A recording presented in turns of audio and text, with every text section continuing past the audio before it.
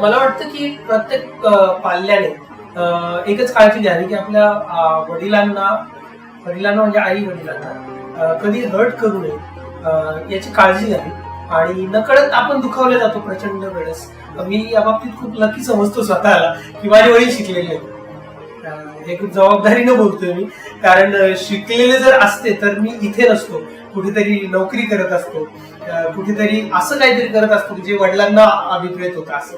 पण मी काय करतो हेच माझ्या वडिलांना कधी कळालं नाही, आता पण कळत नाही की मी काय करतोय. काहीतरी छान करतोय आपला मुलगा आणि सगळे लोकांना चांगलं वाटतंय, सगळे लोक त्याचं कौतुक करतात, तर ही फिलिंग आहे फक्त आणि त्या फिलिंग वरती त्यांना छान वाटतंय. तर मला भारी वाटतं की माझे वडील शिकलेलं नाही.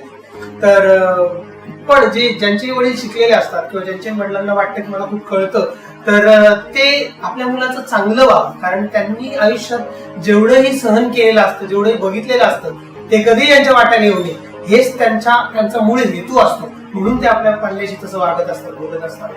पण हे खूप पुढे गेल्यानंतर तुम्हाला कळायला लागतं. तोपर्यंत आपण खूपदा त्यांना हर्ट करून झालेलं असतं. जर झालेले असेल तर प्लीज त्यांना सॉरी म्हणा आणि त्यांना सोडून म्हणण्यापेक्षा त्यांना अंतर देऊ नका कधी. अंतर म्हणजे आता जरी मी दूर राहत असलो तरी मी त्यांना अंतर देत नाही.